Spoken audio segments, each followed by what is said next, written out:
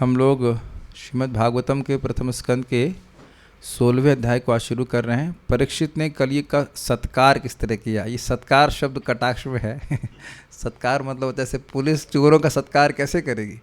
अब स्वाभाविक सी बात है कि मट्ठा नहीं पिलाएगी उसको पिटाई करेगी। सत्कार कैसे किया, उसका अर्थ है उसको दंड कैसे दिया, है ना। तो उसके बारे में बात है कि आप लोगों ने सुना 15वें अध्याय के अंत में कि अब पांडव सब संप्रयाण कर चुके हैं। द्रौपदी और सुभद्रा भी भगवान के धाम जा चुकी हैं। विदुर जी भी चले गए। और ये भी सुना था कि परीक्षित महाराज ने क्षमा कीजिएगा, परीक्षित महाराज को युधिष्ठिर महाराज जी हस्तिनापुर में अभिषिक्त कर दिए थे, राज्याभिषेक कर दिए थे और वज्रनाभ को मथुरा में कर दिए थे। तो अब परीक्षित महाराज ने क्या किया उसके बारे में भी थोड़ा सा वर्णन है, तो मेरे पीछे बोलिए। सूत उवाच ततः परीक्षिद्विजवर्य शिक्षया महिमहाभागवतः शशासः यथा हि सूत्यामभिजातकोविदाः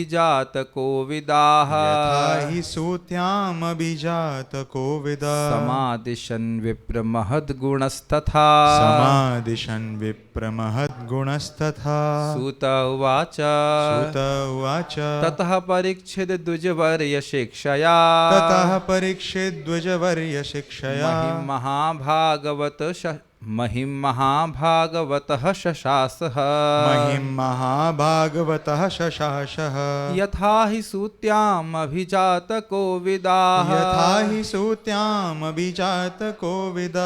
समादिशन् विप्रमहद्गुणस्तथा ततः परीक्षिद्विजवर्य शिक्षया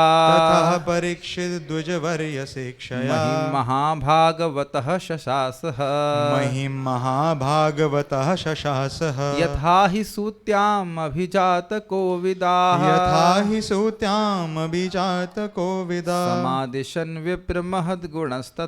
समादिशन् विप्रमहद्गुणस्तथा बोलिए बोलिए। अरे सूत उवाच तथा परीक्षिद्विजवर्य शिक्षया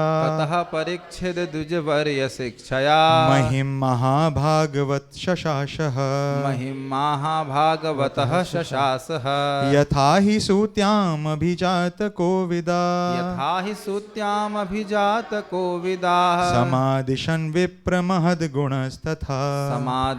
विप्रमहद्गुणस्तथा।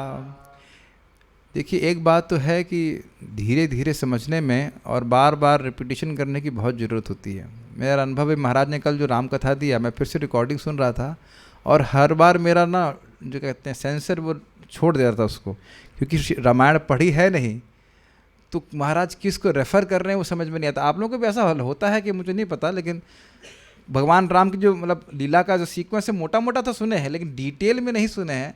आप लोग शायद जानते हो, हम तो रामायण पढ़े नहीं, पढ़े हैं रामायण, क्या कथा सुने होंगे, लेकिन मैं ऐसे डिटेल में नहीं पढ़ा हूँ तो मेरा मन उसको बीच में छोड़ देता है। हम तो क्योंकि वो सुमंत कौन ये एकदम से मैं रिलेट नहीं कर पाता। मैं बहुत प्रयास कर रहा था, लेकिन जब महाराज बोल रहे थे धाम के बारे में, कुछ शिक्षा के बारे में, वो माइंड कैच कर लेता है। तो मैं देख रहा था कि भागवतम को हम से एक एक श्लोक लेकर पढ़ते हैं तो वो उसको कैच कर लेता है माइंड। परीक्षित महाराज कौन है, सूत गोस्वामी कौन है, ऐसे करके स्लोली। लेकिन मैं खाली बोल रहा हूँ कि पढ़ने का बहुत महत्व है। आप जो चीज़ सुन रहे हो, सुनने के साथ साथ जब पढ़े भी रहते हैं तो वो फिर बात ज़्यादा दिमाग में घुसती है। जैसे मैं सोच रहा था कि चैतन्य महाप्रभु के बारे में बीच बीच में जो लीला बता देता हूँ तो जो लोग पढ़े रहते हैं उनके लिए समझने में कठिनाई नहीं है। लेकिन अब कोई कहे कि स्वरूप दामोदर कौन है, दामोदर पंडित कौन है, तो जो पढ़ा नहीं रहेगा उसके लिए थोड़ा सा कठिनाई होती है रिलेट करने में, ये बात रहती है। तो इसका भी महत्व है कि व्यक्ति स्वाध्याय भी साथ में करता चले। निवेदन ये है कि जैसे हम आज उसको पढ़ाए हैं तो नोट्स दिए जाते हैं पहले से ही, पढ़ के आएँ, उसके बाद यहाँ सुने और फिर से एक बार पढ़ें, तब आपको एकदम अच्छे से समझ में आ जाएगा। और कुछ नहीं समझ में आएगा तो वो आप पूछ सकते हैं कि बात नहीं समझ में आई। एक अच्छा तरीका है। अब हम लोग पढ़ते हैं इसके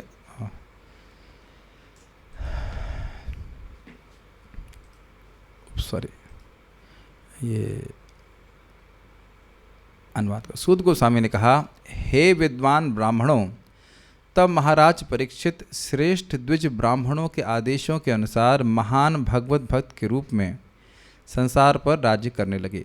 उन्होंने उन महान गुणों के द्वारा शासन चलाया जिनकी भविष्यवाणी उनके जन्म के समय पटु ज्योतिषियों ने की थी। अन्वय देखिए, सूत उवाचा बड़ा स्पष्ट है। सूत गोस्वामी ने कहा ततः तत्पश्चात। अब प्रश्न मेरा ये है कि तत्पश्चात किसके तत्पश्चात, किन के जाने के बाद? पांडवों के जाने के बाद। ये हे विप्र मतलब हे विद्वान ब्राह्मण। कौन से विद्वान ब्राह्मण? शौनकादि ऋषि। वेरी गुड, आप लोग समझ रहे हैं इस बात को। ये श्लोक सूत गोस्वामी बोल रहे हैं तो शौनकादि ऋषि से बोल रहे हैं, तो ये रिलेट करना होगा कि ये विप्र शब्द जो है वो शौनकादि ऋषि के लिए है। अभिजात कोविदः, जात शब्द से समझ रहे हैं जन्म, और कोविद मतलब जानने वाले, एक्सपर्ट।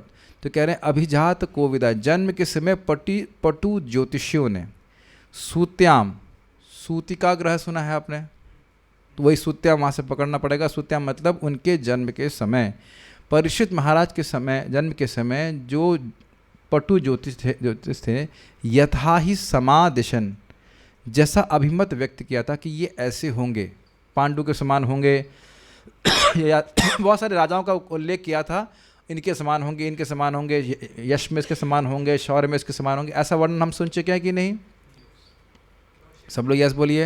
हाँ यस, हाँ सुन चुके हैं, ठीक है, सब सुन चुके हैं। यथा ही समादिशन का मतलब है, ही शब्द अवधारणा के लिए है, जैसा उनके गुणों के बारे में बोला गया था वैसा ही, उसमें कोई अंतर नहीं आया। मतलब भविष्यवाणी में जो जो बोला गया था कि ऐसे राज्य करेंगे, ये करेंगे, ये करेंगे, तो उसी प्रकार ही तथा महत गुणा, जैसे आदेश किया था ज्योतिषियों ने, उसी प्रकार से महत गुणा, महान, उसी के अनुसार महान गुण जिनमें थे, उन महाभागवत, महान भगवत भक्त परीक्षित, महाराज परीक्षित ने द्विजवर्य शिक्षया, श्रेष्ठ द्विज ब्राह्मणों के आदेशों के अनुसार महिम शशासः, पृथ्वी पर राज्य किया। ठीक है, ऐसे बोलने से समझ में आ जाता है। ठीक है, संस्कृत देखिए, सूतवाचा, सूत गोस्वामी ने कहा ततः मतलब तत्पश्चात, अर्थात पांडवों के गमन के बाद, परीक्षित ने, राजा परीक्षित ने द्विजवर्य शिक्षया, श्रेष्ठ ब्राह्मणों की शिक्षा के अनुसार, महिम शशासः, ऐसे पकड़िए, पृथ्वी का शासन किया। कैसे परीक्षित महाराज थे? महाभागवत थे, महान भगवत भक्त थे। उसके बाद कह रहे हैं यथा ही, जिस प्रकार, निश्चित ही जिस प्रकार, सूत्याम, उनके जन्म के समय, अभिजात कोविदा, जो जन्म के संबंध में कोविद थे। कोविद का मतलब देखो था जानकार थे, अर्थात इस समय में ये बच्चा जन्म लिया है, इसमें अंदर ये सामुद्रिक शास्त्र था, सामुद्रिक शास्त्र के अनुसार इसके ये हाथ के लक्षण, ये चेहरा दिख रहा है, इस प्रकार से ये समझते हुए समादेशन, जो उन विप्रों ने या उन ब्राह्मणों ने बोला था कि लड़का ऐसा आगे होगा, उसी प्रकार से ही उन्होंने राज्य किया था। विप्र मतलब हे शौनकादि ऋषि, और महद गुणस तथा का मतलब होता है तथा उसी प्रकार महान गुण वाले परीक्षित महाराज ने राज्य किया। अब देखिए, अगर आप अन्वय ना कहें तो ये समझ में आने का, तथा लास्ट में है, यथा ऊपर है, ऐसे क्या है? तथा किससे जोड़ा जाएगा बताइए? तो यथा ही सूत्याम अभिजात कोविदा समादिशन तथा ही शशासः, तथा महद्गुण शशासः, उसी प्रकार से महद्गुणों को प्रकाशित करते हुए, महद्गुणों से युक्त होते हुए महाभागवत परीक्षित महाराज ने पृथ्वी पे राज्य किया। ये बात है। श्रीधरी, उसके पश्चात 16वें अध्याय में कली से खिन्न हुए भूमि तथा धर्म के संवाद का तथा पृथ्वी के पालक राजा परीक्षित का संवाद वर्णित है। इनसे बात करेंगे परीक्षित महाराज। भूमि देवी जो गाय के रूप में आएंगी, और धर्म जो है वो बैल के रूप में आएंगे, उनसे बात करेंगे। वो बहुत सुंदर सुंदर बातें इसमें हैं, बहुत सुंदर, धर्म का बहुत ही गुह्य रहस्य भी इस अध्याय में है। श्रेष्ठ ब्राह्मणों के उपदेशानुसार राजा परीक्षित पृथ्वी का प्रशासन करते थे। जन्म के समय ज्योतिषियों ने परीक्षित के जिन गुणों का वर्णन किया था, वे सभी गुण उनमें विद्यमान थे। वैसे कटाक्ष में हम लोग कह सकते हैं कि अब जो राजा हैं उनके कौन से गुणों का कौन सा ज्योतिष वर्णन किया है। और महाराज तो और बोलते हैं कई बार कि जो लोग इस समय भगवान बन के घूम रहे हैं उनसे पूछो कि तुमसे कौन रिक्वेस्ट किया था कि तुम अवतार लो। सोचने वाली बात है। और अवतार लेकर के तुमने कौन सा काम किया जिसके लिए तुमको कहा जाए कि अवतार हो।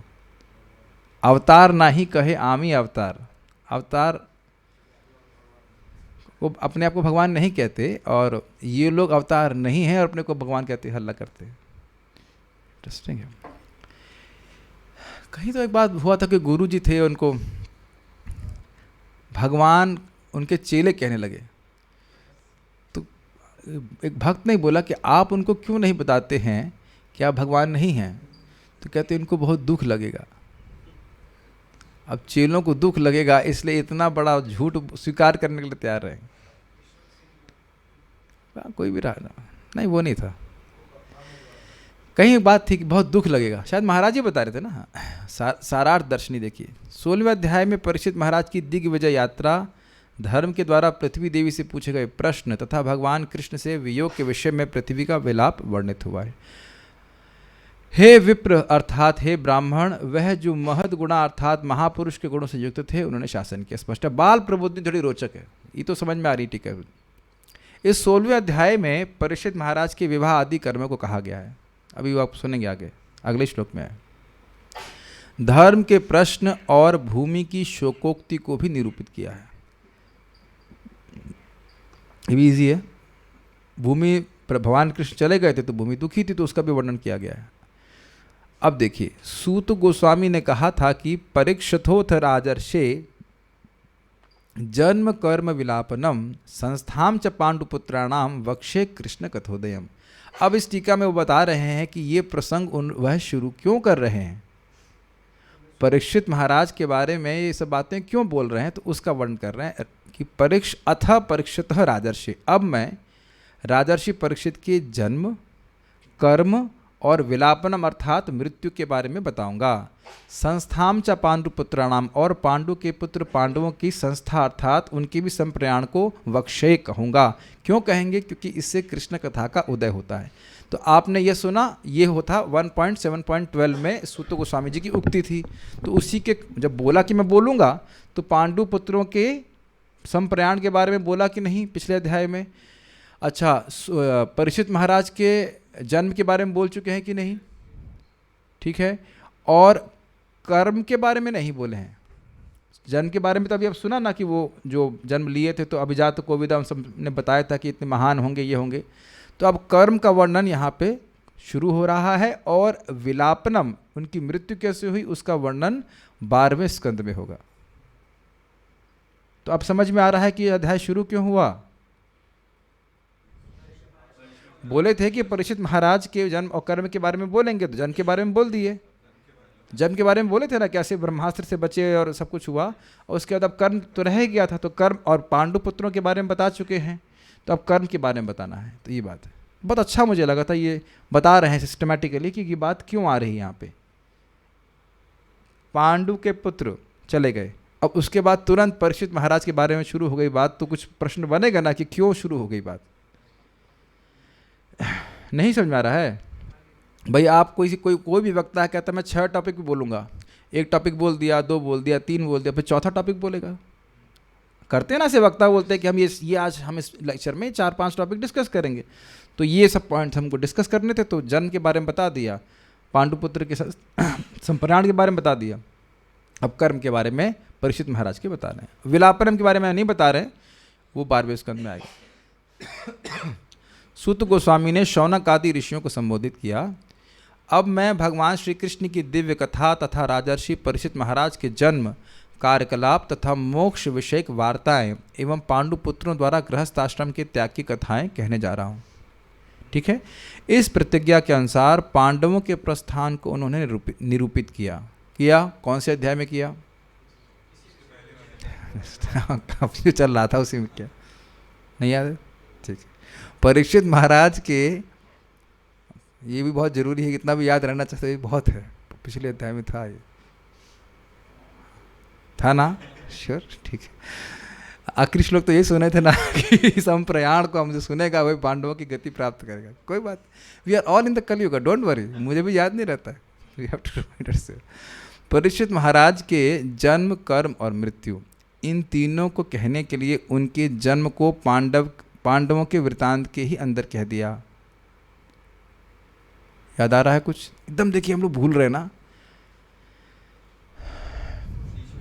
बीच में आई थी बात कि वो ब्रह्मास्त्र चला था और अभी बात आ चुकी, मैं भी भूल रहा हूँ कि कौन से अध्याय में आया था, लेकिन नंबर याद नहीं है, लेकिन बीच में आया था ना जब वो उनको जला दिया था, प्राय जला दिया, फिर वो जन्म लिए थे, से प्रकट होते हुए।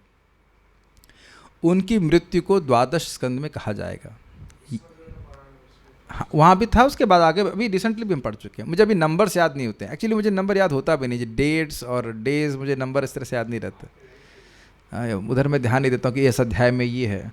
अभी उसके लिए मुझे रोज़ पारायण करना पड़ेगा, लेकिन उसके लिए समय नहीं निकाल पा रहा हूँ। पारायण करने से याद आ जाता है कहाँ से अध्याय में क्या है। कोई बात नहीं, यहाँ 4 अध्यायों में उनके कर्मों का वर्णन हो रहा है, यह विवेक है। इट मीन्स 16, 17, 18, 19 और 20वें अध्याय में क्या है? प्रथम स्कंद के कुछ भी नहीं है, क्योंकि 20वां अध्याय नहीं है ठीक है। 16, 17, 18, 19 4 अध्यायों में परीक्षित महाराज के बारे में वर्णन होगा। राज्य प्राप्त करने पर परीक्षित ने क्या किया यदि यह अपेक्षा हो, क्योंकि पिछले अध्याय के अंत में बोला गया था कि परीक्षित को राज्य दिया गया, तो क्या वो बिगड़ गए? एक प्रश्न है, बिगड़ जाते हैं लोग? ये बात हमने कभी सोची नहीं। विश्व का, ध्यान दीजिएगा, विश्व के सबसे बड़े राजा, क्षमा कीजिए, विश्व के एक छत्र राज है और पितामह सब चले गए हैं। What would I have done? ये बात मैंने सोची ही नहीं, सही बता रहा हूँ, अभी मैं सोच रहा हूँ। अगर मुझको एक छत्र राज दे दिया जाता, देंगे नहीं ना, लेने की इच्छा है, लेकिन दे दिया जाता तो आप क्या करते? क्या आज के ज़माने में कोई व्यक्ति ब्राह्मणों की शिक्षा ग्रहण करता? एक छत्र क्या छोड़िए, अब एक थोड़ा सा सिटी का भी अगर स्थान मिल जाए, वहाँ भी किसी ब्राह्मण की बात कहाँ सुनता है? Is it not astonishing? पूरे विश्व के राजा हैं, वो चाहे तो जो कुछ भी पाप कर सकते हैं, लेकिन वैसा नहीं किए, ब्राह्मणों के अनुगत्य होकर के भगवान की भक्ति की। This is very interesting. देखिए, power corrupts and absolute power corrupts absolutely. थोड़ा थोड़ा पद मिल जाने से व्यक्ति एकदम गर्वित हो जाता है। और यहाँ कह रहे हैं क्या? द्विजवर्य शिक्षया, जैसे श्रेष्ठ ब्राह्मण थे उनकी शिक्षा के अनुसार वो राज्य किए। कितना नम्र होना पड़ेगा व्यक्ति को, समझिए इस बात को। बहुत अच्छी बात हम यहाँ सीख रहे हैं। तो ये बन जाता है कि राज्य परिषद, अगर आपको अभी विश्वास नहीं है तो यही घटना एक और व्यक्ति के संग हुई थी। आप सुनेंगे 4थे स्कंद में, अंग महाराज के बेटे वेण सेम पूरे विश्व के शासन बन गए, तो ब्राह्मणों को कुछ नहीं मानते थे, भगवान विष्णु को कुछ नहीं मानते थे। जो लोग पढ़ते हैं वो समझते हैं, लेकिन परीक्षित महाराज इस प्रकार से नहीं। तो और देखो, उनके तो पिताजी भी जीवित थे उनको शिक्षा देने के लिए, यहाँ तो अब पितामह भी नहीं है, कोई रोकने वाला नहीं है, फिर भी वह ब्राह्मणों के अनुगत्य में रह करके ही भगवान की पूरे विश्व का शासन करें। दिस इज अमेजिंग, नहीं लगता आपको अमेजिंग है? कोई रोकने वाला नहीं है।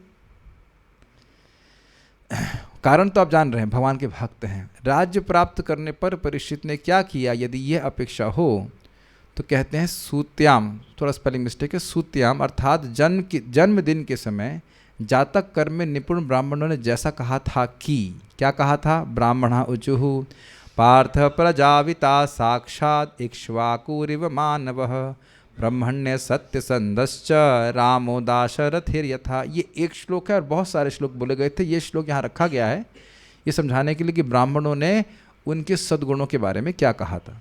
ठीक है।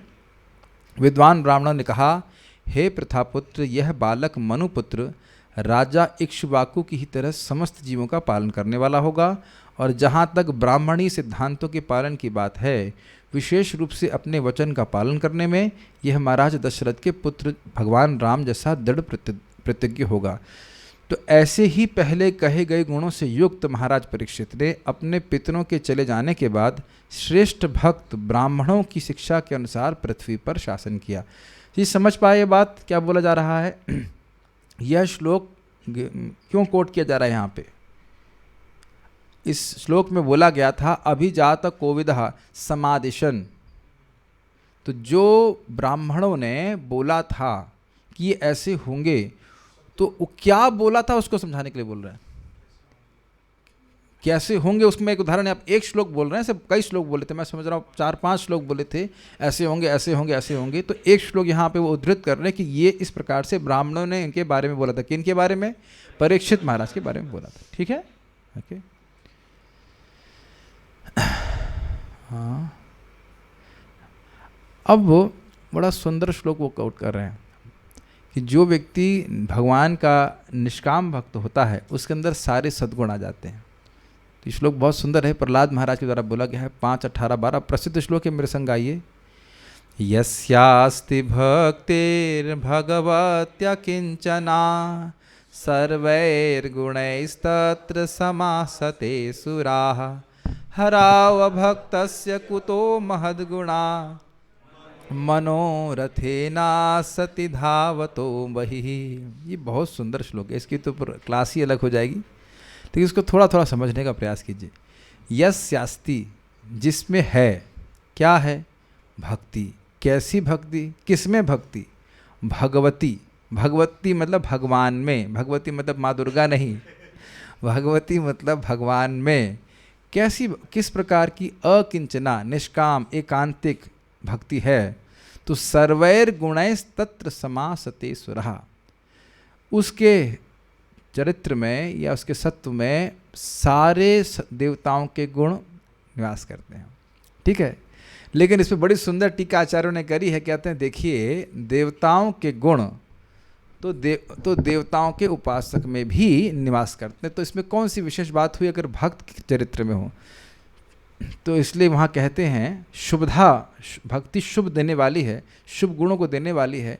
तो वहाँ जीव गोस्वामी या चक्रवर्ती पाद दोनों में से कोई एक टीका करता है, भक्तिर साम्य सिंधु में ये श्लोक कोट किया गया है। कहते हैं कि नहीं, देवता अपने सारे गुणों के साथ उस भक्त के शरीर में निवास करते हैं और भगवान अपने सारे गुणों के साथ उसके शरीर में निवास करते हैं। तुम्हारे हृदय सदा गोविंद विश्राम, ये सुन चुके हैं आप। केवल ऐसा नहीं है कि भगवान के गुण या देवताओं के गुण उसमें हों, देवता अपने गुणों के साथ, भगवान अपने गुणों के साथ उसके हृदय में निवास करते हैं, इसीलिए निरंतर प्रकाशित होते हैं। आप देखिए, भगवान किसी भक्त के हृदय में निवास कर रहे हैं, बहुत ध्यान से सुनिए, भगवान किसी के हृदय में निवास कर रहे हैं तो प्रकृति की बाह्य अवस्था से वह जाने वाले नहीं, इसलिए जो गुण प्रकाशित हो रहे हैं वह हमेशा प्रकाशित होंगे। We are good.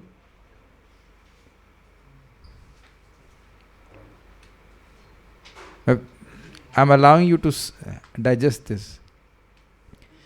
जिस भगवान जिसके हृदय में निवास कर रहे हैं तो वह तो अब प्रकृति के क्या कह सकते हैं कंट्रोल में तो है नहीं।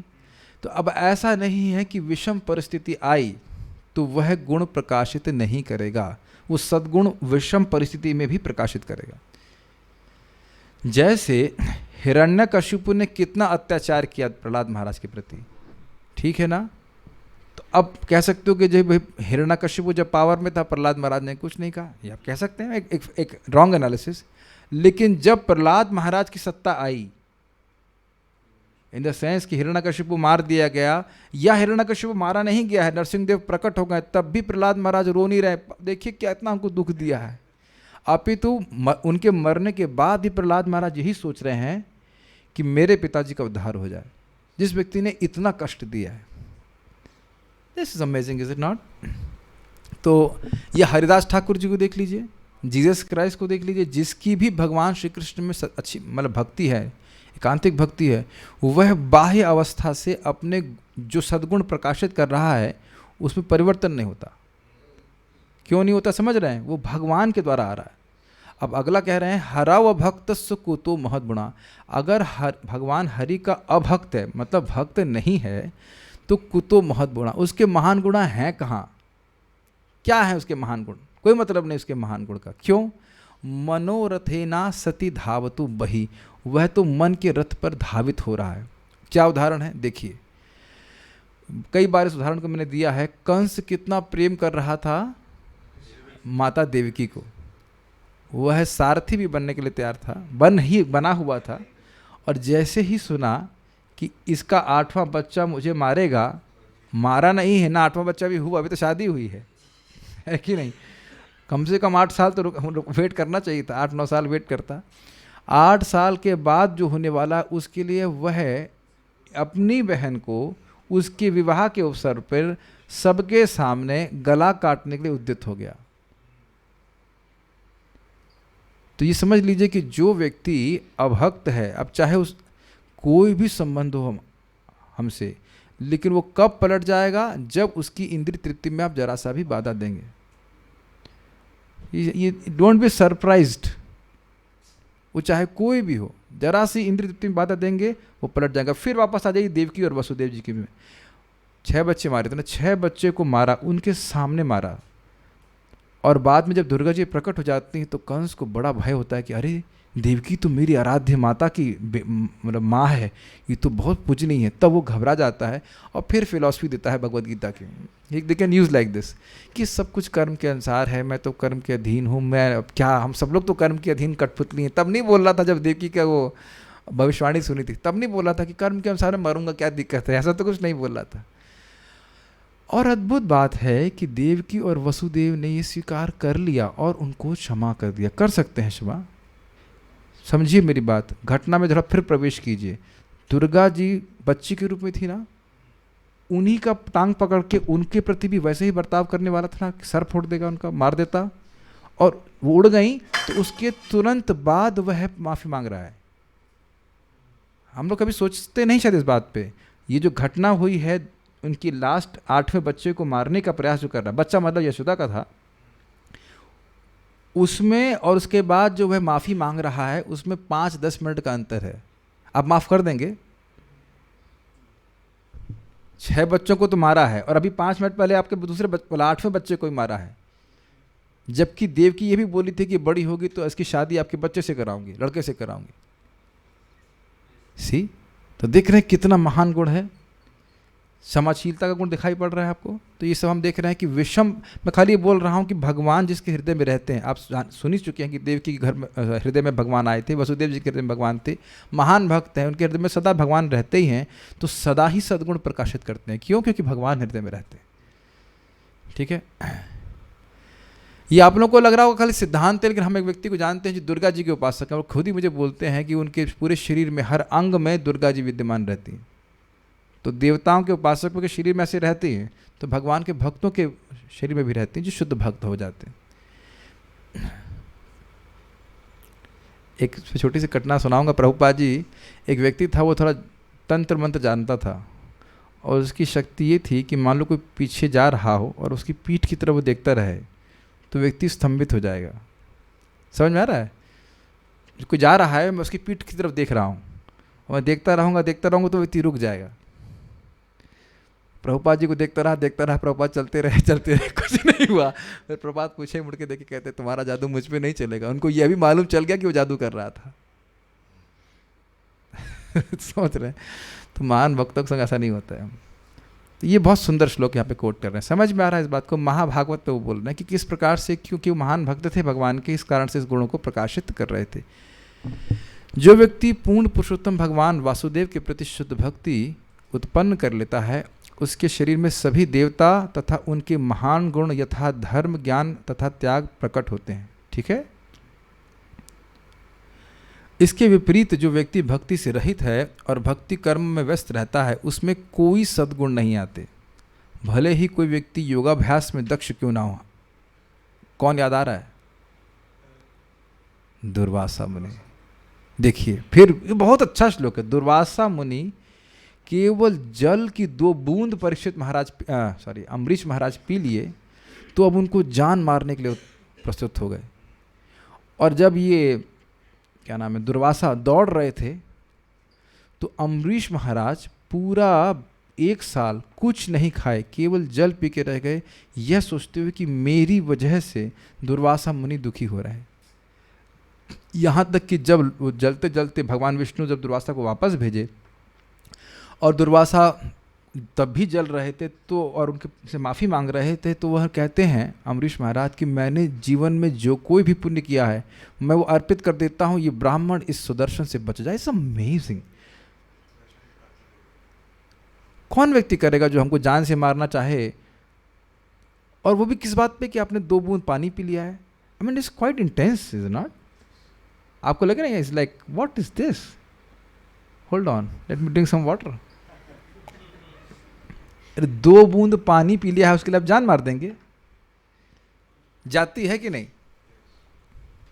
बहुत अच्छा। देखिए वैष्णव होना बहुत मुश्किल, मतलब बड़ी बात, मुश्किल तो क्या कहूँगा लेकिन बहुत बड़ी बात। तो यहाँ दिखा रहे हैं योगाभ्यास में दक्ष क्यों ना हो और अपने परिवार और संबंधियों का भली भांति भरण पोषण करता हो, वह अपनी मनोकल्पना द्वारा भगवान की बहिरंगा शक्ति की सेवा में तत्पर होता है। भला ऐसे पुरुष में सद्गुण कैसे आ सकते हैं? उसकी इंद्रियां कभी सहमित नहीं होती। वहाँ पर भी लिखा है भागवत में कि जिसकी इंद्रियां सहमत नहीं हैं उससे आप क्या उम्मीद कर सकते हैं? उससे आप कुछ उम्मीद मत कीजिए, वो कुछ भी कर सकता है। श्लोक भूल रहा हूँ कि साधुओं के लिए क्या असह्य है और असाधु के लिए क्या अकरणीय है, ऐसे कुछ अर्थ है। वसुदेव जी साधु थे, उनके लिए कुछ भी क्षमा करने में कोई कठिनाई नहीं थी, और ये कंस निर्लज्ज है, वो अपनी बहन के ही बच्चों को मारने में कोई इसको शर्म नहीं आ रही। समझ में आ गया श्लोक?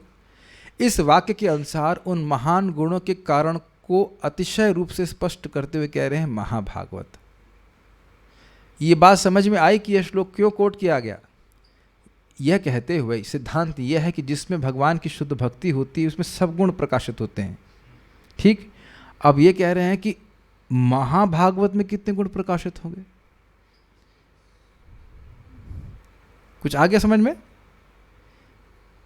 यहां जो महाभागवत शब्द है उसी से समझ लेना चाहिए। ये सिद्धांत सभी के लिए है कि जिसमें निष्किंचन भक्ति होती है वह सारे सद्गुणों को प्रकाशित करता है। तो महाभागवत कहने से ही ये समझ लेना होगा इस श्लोक के सिद्धांत के अनुसार कि वो सारे देवताओं के और सारे भगवान के गुणों से, भगवान के सारे गुण का अर्थ है भगवान के गुणों से, वह सारे तो भगवान के गुण नहीं आ सकते हैं, लेकिन उनके शरीर से अंतरिक्ष नहीं ब्रह्मांड नहीं प्रकट हो रहा था, लेकिन भगवान के जो गुण हैं और देवताओं के सारे गुण हैं जो कि जितना एक जीव प्रस्तुत कर सकता है वो सारे वो प्रस्तुत कर रहे थे। कितना गंभीर विचार है ना एक एक शब्द के ऊपर। अर्थात भगवत भक्तों में श्रेष्ठ यह अर्थ है, वह महान ये सिद्धांत है ना कि सभी शुद्ध भक्तों में भगवान के और देवताओं के गुण आते हैं। तो यहाँ शब्द जब कह दिया गया कि महाभागवत शब्द है तो उसका कहने का अर्थ यह हुआ कि सारे गुण वह प्रकाशित कर रहे थे, इसमें आश्चर्य की बात नहीं है। अब देखिए, भगवत भक्तों में उत्तम होने से उनमें विषयों में अभिनिवेश का भाव था, भोग की इच्छा नहीं थी, तो राज्य पालन कैसे किया? एक प्रश्न बन जाएगा कि राज्य में तो थोड़ा राग द्वेष तो होता ही, ये आदमी खराब ही, मेरा दुश्मन है, ये मित्र है, तो जिसका भोग में कोई अभिनिवेश ही नहीं है वो क्यों राज्य करेगा? कुछ समझ रहे हैं इस बात को? अब आप देखिए, जो व्यक्ति जिसका ये सामर्थ्य है कि 7 दिन बिना खाए बिना सोए बिना पानी कुछ खाए पिए बिना भागवत सुन रहा है, तो क्या वो टेस्ट क्या एकदम मृत्यु के समय जागृत हुआ था? वो तो पहले से ही था। ऐसा व्यक्ति मैनेजमेंट में क्यों पड़ेगा? प्रश्न नहीं बनेगा। इतनी जिसको रुचि है श्रीमद् भागवतम में, तो हरिनाम में रुचि नहीं है? सोचिए ना आप। लेकिन प्रश्न तो बन जाएगा ना कि भाई जिसको इतनी भागवत में रुचि है, हरिनाम में रुचि है, वह मैनेजमेंट में क्यों फंसेगा? आदर्श अन्य लोग स्थापित कर ले। Is it not? क्या कोई कम ही है? एक प्रश्न कर रहे हैं। अथवा राजभोग में आविष्ट होने से भक्ति के निर्वाह में विरोध आ गया होगा? ये तो बहुत बड़ी बात है। ये सत्य बात है कि नहीं? परम पूज्य राधा गोविंद महाराज एक प्रवचन में कह रहे थे, भाई अब ये भागवत मैनेजमेंट करने वालों को समझ में नहीं आती। ये सत्य बात है। और श्रीमद् भागवतम ये महाप्रभु के शब्द हैं। श्रीमद् भागवतम को समझने के लिए व्यक्ति को पागल होना पड़ता है। 61 अर्थ। आज एक भक्त के पिताजी उसको बोल रहे थे कि तुमको इस्कॉन वालों ने पागल कर दिया, तो वो दुखी हो रहे थे। लेकिन वो पिताजी सही बोल रहे हैं, उनको पिताजी को बोलना चाहिए कि अभी पिताजी पूरा प्रोसेस चल रहा है, अभी तो हम अप्रेंटिसशिप में पूरी तरह पागल कहाँ हुए हैं। जब हम रात में भी सोना छोड़ दें, भागवत पढ़ते रहें और दिन में भी जप करते रहें, तो अभी तुम्हारे टीचर ही पागल नहीं हुए पूरी तरह से, तो हम कैसे पागल? और ये महाप्रभु बोल रहे हैं कि सनातन गोस्वामी तुम एक पागल हो। और नहीं, पहले बोलते हैं सार्वभौम भट्टाचार्य एक पागल थे, मैं एक पागल था, तो मैंने एक श्लोक के 18 अर्थ कर दिए, उसने 9 कर दी, 18 और 9 27। और अब कह रहे हैं कि उसके बाद सनातन गोस्वामी कहते हैं कि हम भी वो सुनना चाहते हैं, तो कहते सुनाते सुनाते 61 अर्थ कर दिए उसके। तो कहते हैं अब आप भी एक मतलब पागल हैं, हम भी एक पागल हैं, हम पागलपन में क्या कह दिए हमको पता नहीं, तो मुझे शायद कुछ अर्थ समझ में आया हो। समझ रहे हैं बात? महाप्रभु तो इतना भी सुनना नहीं चाहते थे कि गोपीनाथ पटनायक को चांगा पे चढ़ाया गया है, वो इतना भी नहीं सुनना चाहते थे। वो तो मतलब बाहर रूप से दिखा रहे हैं। तो कहने का आशय है, अब ये बात भी उसी को समझ में आएगी जो मैं पढ़ता है चैतन्य चरितामृत में। खाली इतना कहना चाहता हूँ कि कोई लौकिक बात महाप्रभु सुनना नहीं चाहते थे। तो अब इस प्रकार से परीक्षित महाराज को अगर कह दिया जाता तो क्या दिक्कत थी? वो तो सुनने के लिए तैयार थे, वो तो बचपन से लेकर अंत तक सुनते ही रहते। महाभागवत वो कब से थे जरा बताएंगे? हाँ, जब माँ के गर्भ से थे तभी से महाभागवत। मतलब एक नाम में कितना रस मिलता था उनको? क्वांटिफिकेशन दीजिए थोड़ा सा। असीमित सुख मिलता था। कथा में कितना सुख मिलता था? असीमित मिलता था। अब ऐसा व्यक्ति मैनेजमेंट कैसे कर देगा? और अगर कदाचित कर दिया तो वो दिक्कत आएगी ना, कथा सुनने को नहीं मिलेगा, नाम जप करने को नहीं मिलेगा, ऐसा करके ये प्रश्न उठा रहे हैं सर। तो राज्य भोग में आविष्ट होने से, कि अब देखेंगे कली को वह दंड दे रहे हैं, बहुत सारा कार्य कर रहे हैं, ऐसा नहीं कि अब टांग पे रख के चढ़ दिया भजन नहीं, मतलब भजन कर रहे हैं, काम नहीं कर रहे हैं। राज्य भोग में आविष्ट होने से भक्ति की निर्वाह में विरोध आ गया होगा, परंतु परीक्षित के लिए दोनों ही नहीं थे। क्या दोनों नहीं थे? ऐसा नहीं था कि भक्ति में अभिनिवेश होने के कारण राज्य पालन नहीं कर पा रहे हैं, और ऐसा नहीं था कि राज्य पालन में अभिनिवेश होने के कारण वो भक्ति नहीं कर पा रहे हैं। This is amazing. इसलिए आश्चर्य को सूचित करते हुए कहते हैं ह शब्द, शशास ह। ये पहले भी आप सुन चुके हो, ह शब्द को आश्चर्य के लिए उपयोग किया जाता है। देख लीजिए, अब देखिए कितनी भागवत की अद्भुत महिमा है ना? हा। अब हा सोच करके हम कहाँ कुछ भी समझ में नहीं आएगा ना। लेकिन इतना दूर तक आचार्य लोग सोच रहे हैं ना, हा का मतलब आश्चर्य। तो क्या आश्चर्य? आश्चर्य ये कि भक्त होते हुए भी राज्य किया और राज्य करते हुए भी भक्ति करी। देखिए मेरा अनुभव है, हम तो कुछ समय से छोटा छोटा मैनेजमेंट कर रहे हैं, 1-2 बात से ही चित्त पूरा शुद्ध हो जाता है। शुद्ध नहीं, सॉरी, क्षुब्ध, शुद्ध नहीं बोल रहा हूँ, मैनेजमेंट की बात कर रहा हूँ, जरा सा। और अभी मान लीजिए अच्छा हम तो चलो मैनेजमेंट में हैं, और भक्त लोग जो है मान लो गृहस्थी में है, ठीक है गृहस्थी में है, तो आप कथा सुन के गए, जैसे सुना कि बच्चे के नंबर कम आ गए तो बस सारी भागवत भूल जाते कि नहीं? बताइए, गलत तो नहीं कर रहे ना, है कि नहीं? कुछ भी हम लोग छोटी छोटी बातें प्रभावित हो जाते हैं, तो पूरे राज्य में क्या क्या नहीं होता होगा, तो भी उनकी भक्ति ने नष्ट नहीं, मतलब डिस्टर्ब नहीं हो रही थी। इसके लिए आश्चर्यचकित हो रहे थे। तात्पर्य, महाराज परीक्षित के जन्म के समय निपुण ज्योतिषी ब्राह्मणों ने उनके कुछ गुणों की भविष्यवाणी की थी। भगवान के महान भक्त होने के कारण महाराज परीक्षित में इन सारे गुणों का विकास हो सका। ये भी चर्चा हो चुकी है। असली योग्यता भगवत भक्त होना है और धीरे धीरे सारे ग्राह्य गुणों का विकास होता जाता है। अब आप एक बताइए, प्रभुपाद जी यहाँ पे ये बात कौन सी टीका से ली है? हमने 3 टीकाएं पढ़ी हैं बाल प्रबोधिनी से।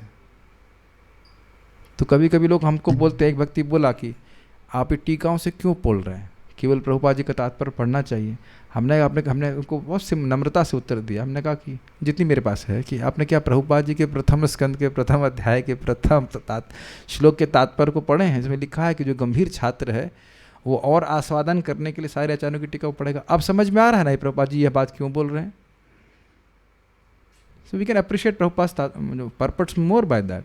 और क्या कुछ कठिनाई हुई समझने में? कोई कठिनाई नहीं हुई। एटलीस्ट मुझे लग रहा है कि महाराज परीक्षित महाभागवत या प्रथम श्रेणी के भक्त थे, जो न केवल भक्ति के विज्ञान में पटु थे, अपितु अपने दिव्य उपदेशों से अन्यों को भी भक्त बनाने में समर्थ है। ये हाईलाइट मैंने किया। आप जानते हैं क्यों किया? देखिए, मुझे कई बार भक्त लोग बोलते हैं कि हम 4-5 घंटे भागवत पढ़ते हैं, हम तो बहुत अच्छा लगता है सुन करके। तो उससे फ़ायदा किसका हुआ? केवल आपका हुआ। ये बात बस यहाँ ठीक नहीं है। इसीलिए हम इस प्रकार से कथा का आयोजन कर रहे हैं रोज, कि न सिर्फ मुझको फ़ायदा हो, जो कि इसमें कोई संदेह नहीं कि फ़ायदा हो रहा है, अन्य भक्तों को भी फ़ायदा हो। नहीं तो जिनके पास इस प्रकार का सामर्थ्य नहीं है भागवत को समझने का, उनका तो पूरा जीवन ही चला जाएगा और वो कभी नहीं समझ पाएंगे। तो मेरा तो निवेदन है कि जिन लोगों को भी समझ में आता है वह इसके लिए और क्लासेस रन होल्ड कर सकते हैं। आप कुछ लोगों के अंदर सामर्थ्य होता है कि वो रिकॉर्डिंग सुन करके समझ लेते हैं, उसको समझ करके नोट्स बना सकते हैं, फिर लाइव क्लासेस कर सकते हैं अन्य लोगों के लिए, और इससे आपका ही लाभ होगा। मतलब केवल जब ये लोग ये बोल देते हैं ना कि मैं 3-4 घंटे पढ़ लेता हूँ, तो मैं तृप्त नहीं होता उस बात से। ये नहीं है कि हम ज्ञान को समझ करके बस आत्मसात कर लें, अच्छी बात है, लेकिन और भी बात है कि उसको दूसरों को बताया जाए। और मान लीजिए कोई पढ़ना ही नहीं जानता तो फिर बेचारा ज़िंदगी भर भागवत ही नहीं पढ़ पाएगा। अब बहुत से लोग भारत में भी ऐसे हैं जो पढ़ नहीं सकते हैं और सुन सकते हैं, और भगवान इस बात को गीता में 13वें अध्याय में बताते हैं, अन्येभ्य श्रुत्वा अन्येभ्य, दूसरों से सुनकर जो भगवान का भजन करने लगता है तो वह भी मृत्यु श्रुति परायण, वह है क्योंकि श्रुति परायण है, सुनने की आदत है, भक्तों से अन्य से सुनता है, भक्तों से सुनता है, तो वह भी मृत्यु से तर जाता है। और कई लोगों ने मुझे फीडबैक दिया कि हम पढ़ नहीं पाते हैं, हम सुन लेते हैं। तो सुनिए, क्या कठिनाई है। ये मुझे बहुत अच्छा लगा था। गुरु महाराज का इसमें संबंध में बहुत अच्छी बात बोल रहे थे कि देखिए, we teach both by example and by precept. Precept has to be given. Got it? कभी कभी हम तो भक्तों से बोलते ना, हम भक्तों को बोलते हाँ प्रभु जी हम जप कर रहे हैं बहुत बढ़िया से। यहाँ के किसी भक्त को नहीं बोल रहा, मेरे मन में एक भक्त के बारे में आ रहा है बात, हम अपने से भजन कर रहे हैं बहुत बढ़िया से। हाँ, आप अच्छे से कर रहे हो, ठीक है, अच्छी बात है, लेकिन जो चीज़ आप अप्लाई कर रहे हो वो सीक्रेट्स अगर आप बोलोगे नहीं तो क्या सब केवल देख करके ही आपको समझ लेंगे? नहीं समझ में आपको बात? मान लीजिए आप जप में करने के लिए बैठे हुए हैं और आप अच्छे से सीधे बैठ के जप कर रहे हो, तो जो व्यक्ति सो रहा है वह तो कभी नहीं देखेगा ना आपको। Does that make sense? और कुछ लोगों को तो समझ ही नहीं आएगा कि सीधे बैठ करके बढ़िया से जप करने से क्या फ़ायदा होता है। पीपल आर क्वाइट डल, उनको पता नहीं रहता है कि आप ये व्यक्ति ऐसा क्यों कर रहा है। मैंने परम पूज्य भक्ति रसामृत महाराज को कई बार देखा, वो प्रभुपाद जी के सामने ऐसे बैठ जाते और दोनों हाथ घुटने के पास रखते और हरे कृष्ण, बड़े बहुत सतुगुण में महाराज जी रहते हैं, बड़े प्यारे लगते हैं। तो हमको समझ में नहीं आता था महाराज ऐसा क्यों करते हैं। अभी भी मुझको समझ में नहीं आया। हमारे गुरु महाराज को मैं देखा, महाराज से पूछने का तो उससे डर लगता है, वो ऐसे जब करते हुए सांस लेंगे हरे कृष्ण। अब महाराज क्यों करते हैं, मुझे बहुत डर लगता है कि क्यों पूछे, करने का कुछ कारण है, लेकिन अब सब लोग ना इस संबंध में अपना मत देंगे, हम महाराज से पूछना चाहते हैं। हाँ, हमने सुना है, कोई कहता है 7, कोई कहता है 11 महामंत्र भी बोल लेते हैं, हमको नहीं पता, लेकिन महाराज साहब क्यों करते हैं ये हम बहुत डर लगता है महाराज, महाराज से पूछ सकते नहीं ऐसा क्यों करते हैं। कोई लेक्चर भी नहीं मिला महाराज जैसे बोल रहे हो कि ऐसा क्यों करते हैं, सिद्धासन में वो क्यों बैठते हैं और सीधे तो बैठते ही हैं, और ऐसा क्यों करते हैं, ये अभी तक तो हमको लेक्चर में नहीं मिला। हमारे लिए रहस्य बना रहेगा कि ऐसा क्यों करते हैं महाराज जी। मैं शायद गौरांग प्रभु को पूछूंगा किसी तरह, क्यों करते हैं, this some reason is, don't why they are doing that. हम लोग, मुझे याद है कि दीक्षा में समय महाराज ज्ञान मुद्रा रखते थे लेफ्ट में और दूसरे ज्ञान मुद्रा लेकर के दूसरे से वो माला दे रहे थे। इस क्वाइट पिक्यूलियर है कि नहीं, आपको दीक्षा की माला देनी है तो ऐसा क्यों कर रहे हैं, बिना कारण वो कुछ नहीं कर रहे हैं। आप लोग देखिए महात्मा प्रभु के जपा के सेमिनार आप लोग अटेंड कर रहे हैं, उसे लाभ हुआ ना, तो अब वो प्रभु जी को जो साधना के द्वारा जो भगवान ने गिफ्ट ज्ञान दिया है उसको दिया जाना चाहिए दूसरों को। प्रभुपाद जी के जो तात्पर्य हैं, प्रभुपाद जी अगर नहीं बोलते तो हम कैसे भागवत के बारे में समझ पाते। तो आप क्या शिक्षा ग्रहण कर रहे हो, आप लोग भक्ति कर रहे हैं, अच्छे से भक्ति कर रहे हैं, भगवान आपको बहुत सारा ज्ञान देंगे, प्रकाशित करेंगे उस भक्ति के द्वारा, वो दूसरों को दीजिए, उससे और ज्ञान प्राप्त होता है। This is very important point. तो ये नहीं कि महाभागवत थे भगवान की भक्ति करके रह गए, नहीं, अन्यों को भी वे शिक्षा दे रहे थे कैसे भगवान की भक्ति करें। और यही हम बृहत भागवतामृत में सुनते हैं, जब गोप कुमार ब्रह्मा बन जाते हैं तो हर जीव को शुद्ध भक्ति में लगा देते हैं ब्रह्मांड के। This is amazing. ये बात सिद्धांत समझ लीजिए कि any person who chants offenselessly the holy name of Krishna, he is overwhelmed with the desire to do good to others. ये सिद्धांत यहाँ पे समझ में आ रहा है। जो व्यक्ति निरपराधिक रूप से नाम जप करता है, उसके हृदय में दूसरों के कल्याण करने की भावना एकदम लाइक बलवती हो जाती है, जैसे बाढ़ सी आती रहती है। तो हम यहाँ देख रहे हैं कि महाराज परीक्षित समझ रहे हैं कि कृष्ण के आश्रय के अलावा कुछ नहीं है, तो इसलिए पूरे राज्य में सभी को भगवान की भक्ति में नियोजित कर रहे थे, अपने आचरण के द्वारा और शिक्षा के द्वारा। और आप ये देखेंगे पृथु महाराज के केस में भी आगे जाकर, पृथु महाराज भी राजा हैं और वह शिक्षा भी दे रहे हैं। सामान्य लोगों को नहीं पता होता है भगवान के बारे में, जब बताते हैं तब लोग लोग जागृत होते हैं। समझ रहे हैं बात? ये भक्त का कर्तव्य भी है और भक्त का स्वभाव भी है, कैसे वो करता है। हमको ये लाइन बहुत अच्छी लगी थी। तो स्वयं भक्ति कर लेने में ही व्यक्ति को संतुष्ट नहीं होना चाहिए। और आप ऐसा मत करना कि कहना है कि भगवान सामर्थ्य नहीं देते हैं। आप अगर इच्छा करते रहोगे तो भगवान क्या नहीं दे सकते आपको। आपको पता है हिज होलीनेस क्या नाम है उनका, देवामृत महाराज को कौन लेके आया था? देवी शक्ति माता जी। सी, so you cannot say Mataji cannot preach. She may just bring some sannyasi in the movement. एक बात और मैं बोल के फिर आगे बढ़ूंगा। महात्मा प्रभु बहुत अच्छा बात बोल रहे थे सब कि you remain in the movement because you will get the credit to spread it. ये मूवमेंट स्प्रेड हो रहा है, अगर आप इसमें रहेंगे तो आपको कुछ इसमें क्रेडिट मिल जाएगा। जब उग्रवादी संस्था को देखा जाता है तो सामूहिक रूप से देखा जाता है। समझ में आ गया ना? केवल बम फोड़ने वालों को नहीं, उसको खाना बनाने वाले सबको गोली मारी जाती है। तो सभी को उग्रवादी माना जाता है कि नहीं? तो चाहे कोई प्रसाद बना, मतलब नेगेटिव एग्जाम्पल ले रहा हूँ, प्रसाद बनाने वाला हो या कोई जो कुछ भी सारी सेवा जो करने वाला, जो फ्रंट लाइन प्रीचर कोई हो सकता है, लेकिन सारे लोग सहायता करने वाले सभी को भगवान के प्रचारक माना जाएगा। जैसे हम बड़े खुश हैं कि अब कुछ भक्तों ने मेरी अन्वय में सहायता करने में मदद करने के लिए हो गए हैं, प्रस्तुत हो गए हैं, तो अच्छा लग रहा है। उनको भी लाभ मिलेगा प्रचार का, भागवत के प्रचार का। अतएव महाराज परीक्षित प्रथम श्रेणी के भक्त थे और इस तरह वे बड़े बड़े मुनियों तथा विद्वान ब्राह्मणों से राय लिया करते थे, जो उन्हें शास्त्रों के आधार पर सलाह दे सकें कि राज्य का शासन किस तरह चलाया जाए। मैं इसको कई बार कहा हूँ और मुझे बड़ा अच्छा लगता है कि देखिए, उनके पास महान ब्राह्मण थे, हमारे पास कौन है? श्रील प्रभुपाद जी। आप देखेंगे कि अगर प्रभुपाद जी के ग्रंथों को आप नियमित रूप से पढ़ेंगे तो आपको यह अनुभव होगा कि प्रभुपाद जी आपको कुछ शिक्षा दे रहे हैं, आपके जीवन में आलोक रहेगा। मनगढ़ंत तरीके से हम अपना जीवन नहीं जिएंगे। द्विजवर ये शिक्षया, तो हम लोग अच्छा एक minute, please raise your hand if you're Mahabhagavata. ठीक है, महाभागवत नहीं, please raise your hand if you're निष्ठा किस स्तर पे आगे हो? रुचि, आसक्ति, भाव नहीं। Please raise your hand if your अनर्थ निवृत्ति। यस यस, ठीक है, अनर्थ निवृत्ति पे है। तो अब आप बताइए, जो महाभागवत है, भगवत प्रेम पे है, वह ब्राह्मणों की शिक्षा के अनुसार चल रहा है, अपने को स्वतंत्र नहीं मान रहा है। तो हम अपने को स्वतंत्र मानकर चलें कि हम समझ रहे हैं कि भक्ति हमारे लिए क्या है, कैसे श्रेष्ठ है, तो बताइए, तो मूर्खता ही होगी ना। प्रभुपाद जी आगे बताएंगे, every decision which is important in a life must be in consultation with some senior person.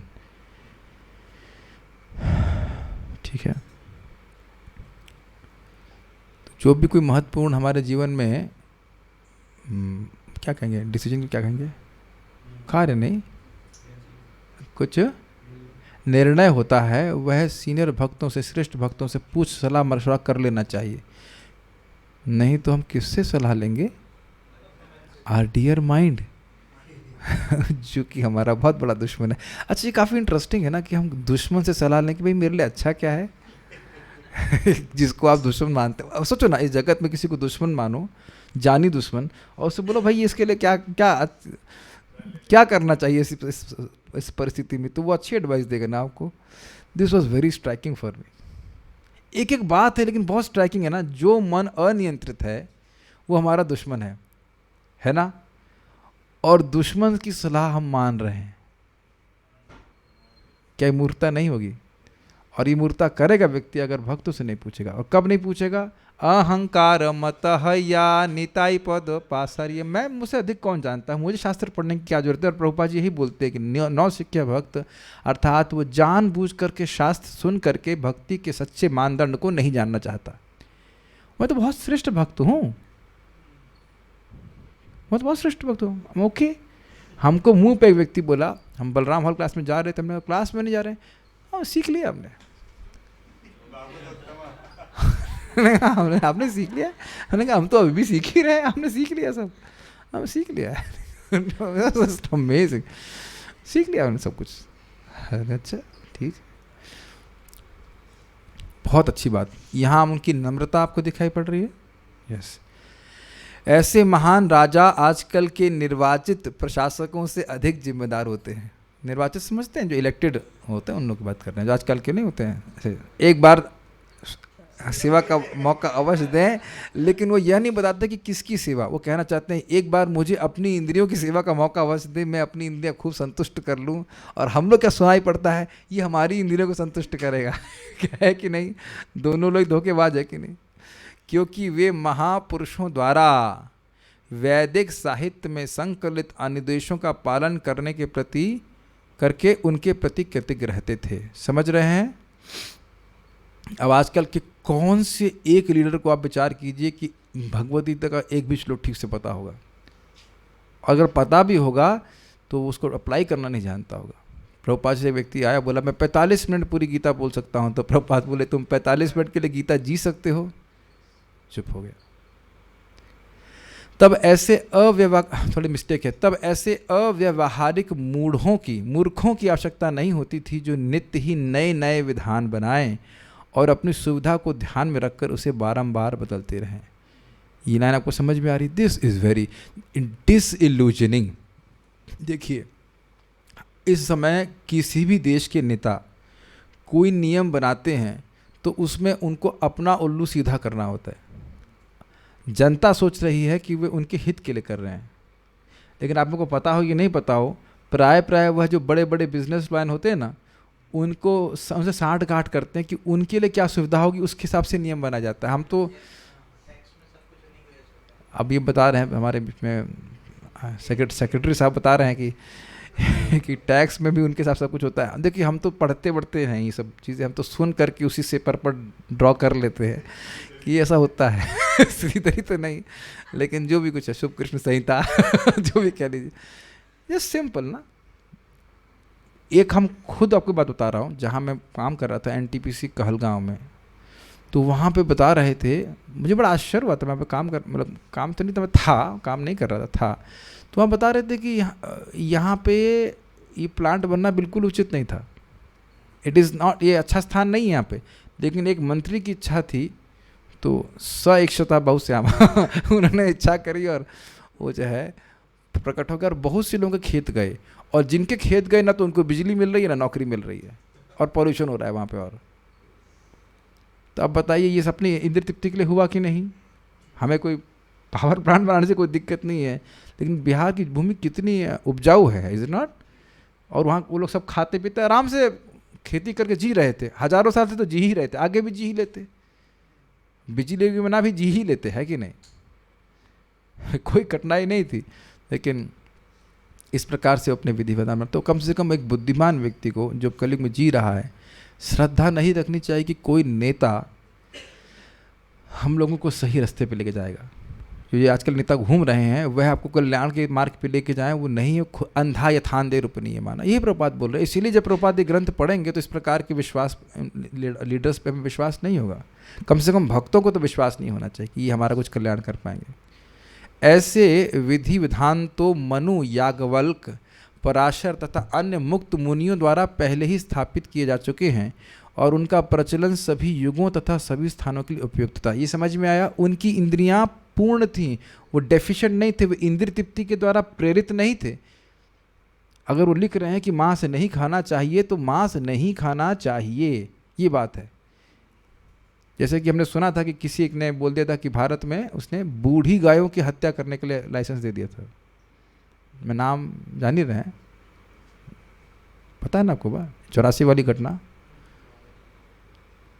तो उस लीडर ने बोल दिया था कि जो बूढ़ी गैया हैं उनको मार सकते हैं, तो उनको भी मार दिया गया जब वो बूढ़ी हो गई थी।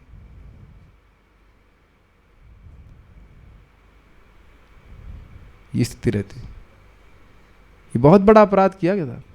दिख नहीं रहा है कि क्या बूढ़ी गाय को तुम, बूढ़ी माँ हो जाएगी तो मार दोगे जान से, क्योंकि भाई माँ जब यंग हो तो नहीं मारो, लेकिन जब बूढ़ी हो तो गोली मार दो या उसे काट के खा जाओ। गाय भी तो माँ है कि नहीं? देख रहे हैं धर्म के प्रति लोग कितने अंधे हैं।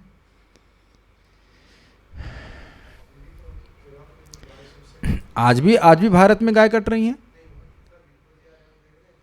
और देखिए गुजरात में बिल्कुल बैन है ना गायों का कटना, और गायों को बहुत संरक्षण मिलता है। गुजरात आज भी कितना फ्लरिशिंग है। अब ये देखिए बिहार में शराब बंद है, तो क्या बिहार एकदम खत्म हो गया? तो धर्म का, वो धर्म की दृष्टि लीडर्स में ही नहीं है। ये बात प्रभुपाद कह रहे हैं। उनके लिए वो अपन जो मुक्त पुरुषों के अनुसार जो नियम थे, वो नियम सदा सर्वदा चलने वाले थे, कोई परिवर्तन उसमें करने की जरूरत नहीं होती थी। अतएव सारे विधि विधान प्रामाणिक थे और किसी त्रुटि या दोष से रहित होते थे। ठीक है, समझ में आ गई बात? महाराज परीक्षित जैसे राजाओं की अपनी सलाहकार समिति होती थी, और इस समिति के सदस्य या तो ऋषि मुनि होते थे या प्रथम श्रेणी के ब्राह्मण होते थे। इसकी आप कल्पना नहीं कर सकते कि आप जिससे सलाह लेते हैं वो आपकी बुद्धि को कितना उच्च या भ्रष्ट कर सकता है। मेरा अनुभव है, हमारा एक प्रोजेक्ट था फार्म में है, तो उसमें कुछ समय के लिए इंचार्ज था। तो कुछ लोग बीच में आए थे सेवा के लिए और मुझे बोलते रहे ये सबसे पहले ये रोड बनाइए, रोड बनाइए। और मेरा भी बार बार बोलते रहे, तो मेरा दिमाग उसमें घूम गया। तो हमारा 1.5 लाख रुपए उस यूजलेस रोड बनाने में लग गया, इसका कोई उपयोग नहीं अभी तक। तब मैंने सनातन प्रभु से बोला कि हाँ प्रभु जी, एक बात तो मैंने जीवन में सीख ली है, अपरिपक्व लोगों को सलाहकार कभी नहीं बनाना चाहिए। बहुत बड़ी शिक्षा ली। इस पर थोड़ी सा जोक है। प्रभुपाद जी बोले कि you learn a lot by experience. नहीं, कुछ तो बहुत अच्छा बोल रहे थे। You learn, the best teacher is experience. नहीं, by good good judgment comes by good judgment comes by experience, and experience comes by bad judgment. समझ में आया? गुड जजमेंट कि क्या करना चाहिए ये समझ में आता है अनुभव से, और अनुभव कैसे आता है? बुरे जजमेंट से। ये गलत कर दिया था, अभी दोबारा नहीं करना है। मैं अपना उदाहरण दे रहा हूँ। तो बहुत सतर्क रही कि क्या वो व्यक्ति के पास बुद्धि है। इसीलिए कहा जाता है मूर्ख दोस्त से बुद्धिमान शत्रु ज़्यादा अच्छा है। मूर्खों के दोस्ती कर लेंगे तो दुर्गति में प्राप्त होंगे।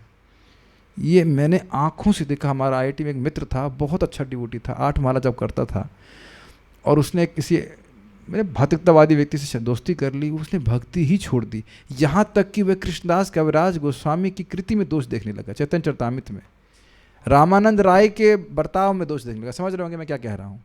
मैं तो आश्चर्यचकित होगा कि ये कैसे कह रहे हैं।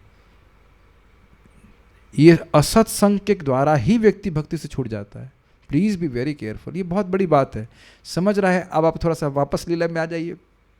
कंस ने जब भगवान कहाँ बात आई थी, जब वो मंत्री आए थे, मंत्री बोल रहे थे, हाँ, जब भगवान वो दुर्गा जी वाला केस था ना, दुर्गा जी उड़ गई, तो अब दुर्गा जी बोलने कि तुमको मारने वाला वहीं कहीं पैदा हुआ है।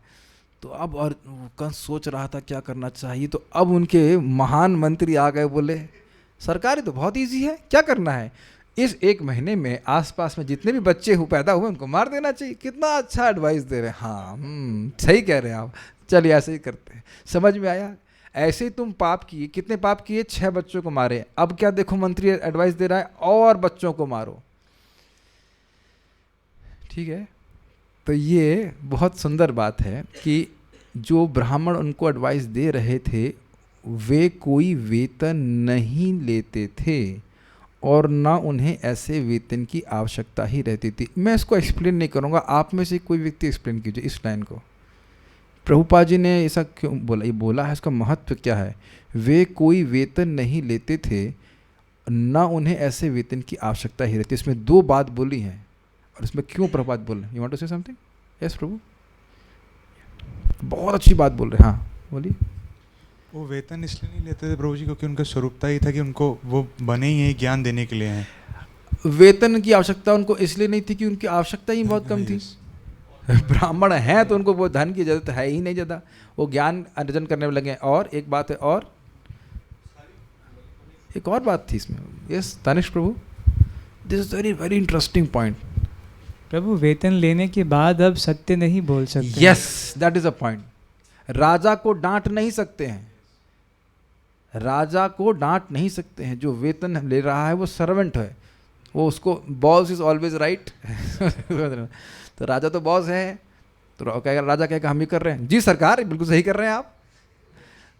समझ रहे हैं? एक छोटा सा एग्जाम्पल सोच लीजिए। एक व्यक्ति था, एक मंत्री था राजा का। तो राजा ने कहा कि बैगन बहुत बढ़िया है। हाँ सरकार बैगन बहुत बढ़िया है, बैगन से अच्छी तो कोई मतलब सब्जी ही नहीं, किसी मौसम में बैगन मिलता है। बैगन के गुणों का व्याख्यान करना चालू किया। फिर उसने कहा कि मैं समझता हूँ भिंडी बहुत अच्छी है। तो कहता हाँ सरकार, भिंडी की जो लस होता है तो हड्डियाँ बड़ी मजबूत होती हैं, ऐसे कुछ तो बोलना चालू किया। फिर उसने राजा ने कहा ये तो हर बात में हाँ मिला रहा है। कहता है लेकिन हमें लगता है बैगन को बेगुण कहते हैं। हाँ सरकार बैगन तो बिल्कुल गुणों से रहित है, ऐसे बोलना शुरू किया। तो कह रहे तुम अजीब आदमी हो, जब हम बैगन को बोलते हैं अच्छा तुम अच्छा बोलते हो, जब बैगन बोलते हैं बुरा तो तुम बुरा बोलते हो। तो कहते हैं सरकार हम बैगन के नौकर थे ना, आपके नौकर हैं। समझ में आ गया? तो आप देखेंगे कि जो वेतन लेता है वो स्वामी की बात मानता है, स्वामी का दोष तो ना बताएगा, नहीं बताएगा वो। लेकिन अब इस पर छोटी सी कथा ने और हम सुनाना चाहते हैं चाणक्य पंडित की। चाणक्य पंडित जी चंद्रगुप्त मौर्य के मंत्री थे। ये बहुत बहुत अच्छी शिक्षा है। तो एक बार आप जानते हैं उन्हीं की शिक्षा से वह गाय चराने वाले थे ना चंद्रगुप्त मौर्य, और भाग्य के राजा बन गए। ये इनकंसीवेबल, पूरे भारत के राजा बन गए थे। कितना सामर्थ्य हो सकता है ब्राह्मण के शक्ति के द्वारा। तो एक बार कोई व्यक्ति चाणक्य पंडित से मिलने के लिए आया और उस समय वो कुछ कार्य कर रहे थे, राजकार्य कर रहे थे। मैंने कहा आपसे कुछ बात करना चाहता हूँ। कहा एक मिनट रुकिए। एक दीपक बंद किए और फिर दूसरा दीपक चलाए। मैंने अब बोलिए। व्हाट? देखा आप, हम आपसे बात करने आया था, एक दीपक जल रहा था उसको आपने बुझा दिया, फिर दूसरा दीपक शुरू कर दिया, ये क्या, उसके पीछे रहस्य क्या है? तो उन्होंने बोला देखिए जब मैं राजकाज कर रहा था तो उस दीपक में राजा का तेल था, और अब मैं आपसे व्यक्तिगत बात कर रहा हूं तो ये इसमें मेरा तेल है। इतने इंडिपेंडेंट थे चाणक्य पंडित। एक छोटा सा एग्जाम्पल दे रहा हूं, इसी प्रकार से सारे ब्राह्मण थे, ठीक है। They were not obliged to go in the, कहते हैं toe the line of the king, कि राजा जो बोल दिया बस वही है। जो वो बोल रहे हैं द्विजवर्य शिक्षा, बहुत अच्छी बात है। शिक्षा देने के लिए बुद्धि खाली होनी चाहिए, मतलब कचरा नहीं भरा रहना चाहिए, तब तो हम सब सोच पाएंगे। Does it make sense? जैसे हमारे तानिश प्रभु बता रहे थे कि इनको बीच में चक्कर आ रहा था, तो ये मेरा नाड़ी परीक्षण करने आए, फिर कहे मैं आज कर नहीं पाया क्योंकि मुझे ही चक्कर आ रहा है। तो अब समझ गए, अगर जो गुरु है या शिक्षक है, मैं एग्जाम्पल दे रहा हूँ, मतलब वैद्य का अगर परेशान है दूसरे की बीमारी कैसे ठीक करेगा? तो अगर टीचर ही सतोगुण में नहीं है तो वह दूसरों को शिक्षा कैसे दे पाएगा? समझ में आ गई बात? और प्रभुपाद जी दिव्य स्तर पे हैं, तो उनकी शिक्षाओं को रोज़ हम पढ़ते हैं तो हमारे जीवन में निश्चित आलोक प्राप्त होगा कि मैं करना क्या है। हमें एटलीस्ट ये रहेगा कि मेरा जीवन आत्म साक्षात्कार के लिए। This is very very inspirational from Prabhupada. समझ में आ रहा है बातें? राजा बिना किसी व्यय के श्रेष्ठ सलाह प्राप्त करता था। कॉन्ट्रास्ट, आजकल क्या कंसल्टेंसी कंपनी चलती है कि नहीं, लाखों करोड़ों रुपए ले देते हैं सलाह देने के लिए, और कभी कहते हैं कि भगवान के भजन करो, ये सलाह कभी नहीं देते। वे स्वयं समदर्शी होते थे, सबों के प्रति समदर्शी, चाहे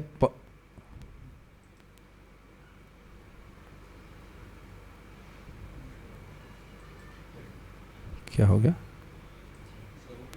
हरे कृष्ण, नहीं वो तो ठीक है, कुछ अजीब से सेटिंग है, ठीक है। वे राजा को ऐसी सलाह नहीं देते थे कि मनुष्य को तो सुरक्षा प्रदान की जाए और बेचारे पशुओं का वध किया जाए। प्रभुपाद जी देखिए वो श्लोक है, और उस श्लोक को प्रेजेंट कंटेक्स्ट में मैपिंग करते हुए हमको पढ़ा रहे हैं। अब जो मैंने उदाहरण आपको दिया था, उन लीडर को कौन बोला था कि बूढ़ी गायों को काट सकते हैं? कोई सलाहकार दिया, कुछ दिया हो, लेकिन इससे अच्छा शायद कुछ पैसा मिल जाएगा, जो कुछ में सोचते हों, लेकिन कोई प्रॉपर ब्राह्मण तो नहीं दिया। आप ही तो संतों ने बहुत विरोध भी किया था इस बात का। समिति के ऐसे सदस्य ना तो मूर्ख होते थे, ना दिवा स्वप्न देखने वाले मूर्खों के प्रतिनिधि होते थे। ये समझ में आ रहा है? दिवा स्वप्न, डे ड्रीमिंग, हम ये कर लेंगे और ये हो जाएगा और वो हो जाएगा, इससे सब कुछ ठीक हो जाएगा, इसे कहते हैं डे ड्रीमिंग। कुछ होने वाला नहीं है, ना आज तक 5 वर्षीय योजना से कोई सुखी हुआ है और ना ही कभी होने वाला है, ये इसे कहते हैं डे ड्रीमिंग। Make sense? वे सभी स्वरूप सिद्ध होते थे और वे भली भांति जानते थे कि किस तरह राज्य के सारे जीव इस जीवन में तथा अगले जीवन में सुखी रह सकते हैं। Make sense? बहुत से लोग भक्तों को देखकर ही सोचते हैं कि भक्त लोग दुखी हैं। सुबह उठना होता है, स्नान करना होता है, 9 बजे तक कुछ खाना नहीं, जप करना होता है, ये तो बहुत तपस्या है, ये लोग तो बहुत दुखी होंगे, है कि नहीं? मुझे व्यक्ति बोला, उनकी माँ भक्ति करती थी, उनकी लड़का भक्ति नहीं कर रहा। अरे कहते हमने कहा तुम मरोगे नहीं, कहते अगला जीवन किसने देखा, इस जीवन में तो सुखी हो जाएं, तो 1 बजे तक वीडियो गेम खेलते हैं, इससे सुखी हो जाएंगे। तो 1 बजे तक वीडियो गेम खेलना है, 2 बजे तक, यही सुख है? दुखेशु सुख मानिना, बहुत सुंदर, बहुत सुंदर, बहुत ही सुंदर बात यहाँ बोली जा रही है। भक्ति करने वाला व्यक्ति इस जीवन में भी बहुत सुखी रहता है और अगले जीवन में भी सुखी रहता है। अगर आपने सुना हो कहावत, दोनों हाथ घी में और सर कढ़ाई में, सुना है? इस जीवन में भी आप देखो आपका जीवन कितना आसान हो गया है कि नहीं। एक भक्त अभी शादी करने वाले हैं, तो उनको मैं इक्वेशन बना रहा था, 10,000 रुपये आपका, 15,000 रुपये आपका घर का किराया और 15,000 में खाना खा लोगे, मैक्सिमम 30,000 सैलरी है उनकी, 1 लाख से ऊपर है। मैंने बाकी कहाँ खर्च क्या करोगे? पिक्चर देखना है? नहीं, पिक्चर तो नहीं देखते हैं। होटल जाना है, वहाँ तो जाते नहीं। मसूरी घूमना है, वहाँ तो जाना नहीं। ईजी हो गई नहीं लाइफ? लाइफ गृहस्थ आश्रम में भी ईजी हो गई कि नहीं? और नहीं तो फिर कितना, जो लोग भोग में पड़े उनके लिए कोई लिमिट है? बताइए। Do you feel it is a great blessing कि भगवान आपको इंद्रिय तृप्ति से विरक्त कर देते हैं, है कि नहीं? किसी भी आश्रम में रहते हो, मैं तो लोगों से डील करते हुए देख रहा हूं कि इतना उनके दुखों को खुद ही निर्माण कर लिए हैं। खुद का घर है, हम सच नाम नहीं ले, खुद का घर है जिसमें वो रह रहे हैं, फिर भी एक दूसरा घर ले लिया 25-30 लाख, जितने लाख रुपये लिए, उसके 25,000 रुपये महीने की वो क्या कहते हैं उसको, इंस्टॉलमेंट देना है। और दुख हो रहा है कि हम क्रिस्टा में नहीं घूम रहे हैं। क्रिस्टा मतलब इनोवा क्रिस्टा। क्या ये बेवकूफ़ी की बात है कि नहीं? अब ये हम सच्ची बात बोल रहे हैं, नाम नहीं बोल रहे हैं, लेकिन हमको हंसी आती, क्या बात पे ये लोग दुखी हो रहे हैं। मैं तो इस बात पे, मेरे पास सामर्थ्य भी है कि हम बाइक है यहाँ पे रखे, मतलब पैदल जाते हैं, मंदिर जाएंगे, थोड़ा कुछ वजन भी तो कुछ कम होगा। और इसी में व्यक्ति जल रहा है कि हमारे पास क्रिस्टा नहीं है, और यहाँ नहीं सोच रहा है कि मेरे पास माला नहीं है, माला जाप नहीं कर रहा, उसकी कोई चिंता नहीं है। आप समझ नहीं पा रहे हैं कि कितना भगवान बचा रहे हैं इस प्रकार की जलन से। इस जन्म में भी खुश हैं और आगे भी। एक और घटना प्रभुपाद जी को बताऊंगा समझ। एक व्यक्ति प्रभुपाद को बोला, तुम लोग इतनी तपस्या कर रहे हो, उसको लग रहा था, और मान लो तुमको मृत्यु के समय मालूम चले भगवान नहीं है तो तो प्रभुपाद ने कहा, ये बताइए कि हम लोग क्या तपस्या कर रहे हैं? सुबह उठते हैं, नाचना, नृत्य करते हैं, प्रसाद खाते हैं, कीर्तन करते हैं, तुम्हारी तरह जॉब पे जाना नहीं पड़ता, तो इस जीवन में तो हम सुखी हैं और हमको पता है कि कृष्ण भगवान है, कृष्ण हमको लेके जाएंगे। और तुम पाप कर रहे हो, तुम अभी बहुत दुखी हो, और मृत्यु के समय तुमको मालूम चला कि भगवान है, भगवान के नियम तोड़ने पे यमदूत आते हैं, तब तुम्हारी स्थिति क्या होगी? तो इस जीवन में भी इतनी दुखी है और आगे भी जाके वो दुखी होने वाला है जो भगवान की भक्ति नहीं करता। ठीक है, वे खाओ पियो और मौज करो जैसी भोगवादी विचारधारा के समर्थक न थे। हम लोग उसके समर्थक हैं। क्या खाओ? भगवान का प्रसाद खाओ। क्या पियो? भगवान का चरणामृत पियो। और मौज कैसे करो? हरे कृष्णा कृष्णा कृष्णा हरे हरे, हरे राम राम राम हरे। ये है कथा में आनंद देता है। महाराज देखिए कितना हंसते हैं। दोनों का नाम दे रहा हूँ, परम पूज्य राधा गोविंद महाराज, परम पूज्य राधानाथ महाराज। राधानाथ महाराज तो ऐसे ऐसे करके हंसते हैं, पूरा फुल बॉडी लाफ्टर। और राधा गोविंद महाराज तो जोक मारे बिना रहेंगे नहीं। आप देखिए पहले के उसमें तो खूब महाराज जोक मारते हैं, तो कहाँ हंसते नहीं है। हम लोग क्या बड़े सीरियस होकर क्लास दे रहे हैं कि बताइए, है ना? मन प्रसन्न हो जाता है कि नहीं? और कीर्तन करने में कितना आनंद है भाई। तो अंतरंगा शक्ति की वृत्ति। आप देखिए परम पूज्य वृंदावन चंद्र महाराज जो हंसेंगे तो कितना हंसते, कितने आनंद में रहते हैं। ये तो देख रहे हैं ना कि क्या कठिनाई आ रही, ना बैंक बैलेंस है, ना क्या घर बनाए, ना क्या किए। प्रत्यक्ष देख रहे साधु लोग खुश रहते। और गृहस्थ आश्रम में भी आप सुखी रह सकते हो अगर आप भगवान का नाम जप करें, भगवान की भक्ति करें। भगवान के संपर्क के बिना कोई व्यक्ति सुखी नहीं रह सकता, चाहे वो साधु भी बन जाए। एक बात मैं थोड़ा बोलना चाह रहा था, महाराज पे बोल रहे थे, हित्वात्म पापम पातम गृहमंद कूपम वनम गतो यद हरिमाश्रयेता। तो महाराज कह रहे थे कि भाई ठीक है, कम से कम एक समय में अपने जीवन में, प्रहलाद महाराज कह रहे हैं कि घर छोड़ करके व्यक्ति को वन में जाना चाहिए, लेकिन कह रहे हैं वन में जाना चाहिए, केवल ये नहीं बोल रहे हैं, वनम गतो यद हरिम आश्रयेता, हरि का आश्रय लेना चाहिए। तो मान लो कोई वन नहीं जा पा रहा है तो घर में रह के हरि का आश्रय लेना चाहिए, लेकिन वन में जाके गांजा पी रहा है तो ये ठीक नहीं है। समझ आ रहा है? ये नहीं बोला जा रहा है कि वन में जाकर गांजा पियो, अगर करते हैं ऐसा, वन में जाके हरि का आश्रय लो, ठीक है। तो भक्त लोग भी मौज, लेकिन उस तरह से मौज नहीं कर रहे थे वो लोग बोलते। कौन ऐसा व्यक्ति जो सुबह उठते ही नृत्य करता हो, बताइए? कोई नहीं ना। और केवल भक्त इस प्रकार से आनंद में लेते हैं। वे वास्तविक अर्थ में विचारक होते थे और वह यह भली भांति जानते थे कि मनुष्य जीवन का उद्देश्य क्या है। इन सारे प्रतिबंधों के अंतर्गत राजा की सलाहकार समिति सही निर्देश देती थी और राजा या प्रशासनाधिकारी स्वयं योग्य भगवत भक्त होने के कारण राज्य के कल्याण के लिए उन आदेशों की छानबीन करके उनका पालन करता था। ये समझ में आया? ब्राह्मणों ने जो बोला उस पर वे स्वयं उनका सामर्थ्य होता था कि विचार करें। ये बहुत इंपॉर्टेंट बात है। मैं कई बार भक्तों को बोलता हूँ कि आपको मैं ये बोल रहा हूँ, ये आप समझ रहे हो कि नहीं? इसका अर्थ क्या है?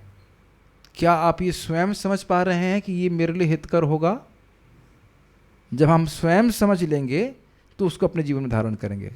एक बात जो बोली जा रही है वह हर व्यक्ति तुरंत नहीं समझ लेता है कि ये मेरे लिए हित का है। एग्जाम्पल दूंगा, मैं हमेशा बोलता हूँ कि सीधे बैठ के जप करो। एक स्टूडेंट ने 3 साल बाद बोला, अच्छा आप सही कह रहे थे प्रभु जी। 3 साल के बाद उसको समझ में आया कि मैं सही कह रहा था। It take some time to understand कि वो क्या बोला जा रहा है।